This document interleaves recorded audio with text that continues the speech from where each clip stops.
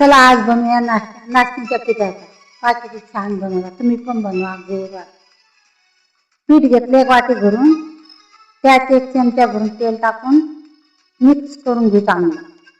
पाय पीठ मिक्स करून खाता सोडा टाकू थोडंसं, पाणी टाकून भिजून घेऊ कोमट कोमट पाण्यात थोडंसं पीठ.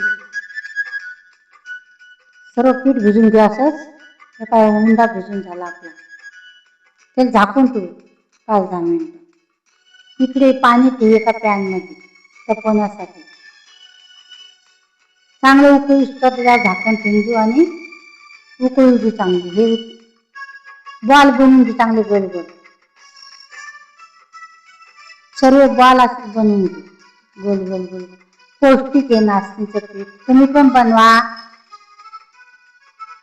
कमेंट करा, सबस्क्राईब करा, लाईक करा प्लीज. रेसिपी शेअर करा. एक चाळणी ठेवून उकळून घेऊ बॉल. सर्व बनवून झाले आपले. ते उकळून घेऊ सर्व. 10-15 मिनिटं झाकण ठेवून उकळून घेऊ. गुळ घेतला 1 वाटी भरून. एका पातेल्यात टाकून पाक करून घेऊ त्याचा. हे बाय पाणी टाकून घेतलं, त्यात पाक करून घेऊ. हे बाय थोडंसं घट्ट पाक करून घेतला. हे आपले उकळून झाले बॉल. पाहून घ्या. नाचणीच्या पिठाचे पौष्टिक आहे. शिजले की नाही पाहायला ते चाकून. तुम्ही पण बनवा असेच. हे पाय पाणी उकळून झालं.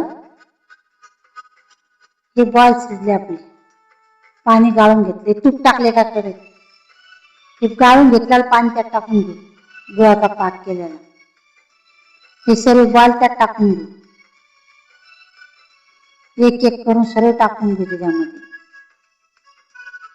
5 ते 10 मिनिटं चांगली उकळून घेऊ झाकण ठेवून. सबस्क्राईब करा, लाईक करा प्लीज. आवडली अशी रेसिपी तर लाईक करा. हे पाय झाकण ठेवून शिजून घेतल्या. तूप टाकून सर्व करू खाण्यासाठी. नाचणीच्या पिठाचे बॉल नाश्त्यासाठी चांगलं झाला. फ्रीज मध्ये करून ठेवून द्यायचे. 2-3 दिवस टिकतात. चांगले गुलाबजामुन आणि पाय सर्व केले खाण्यासाठी. तुम्ही पण बनवा एक वेळेस.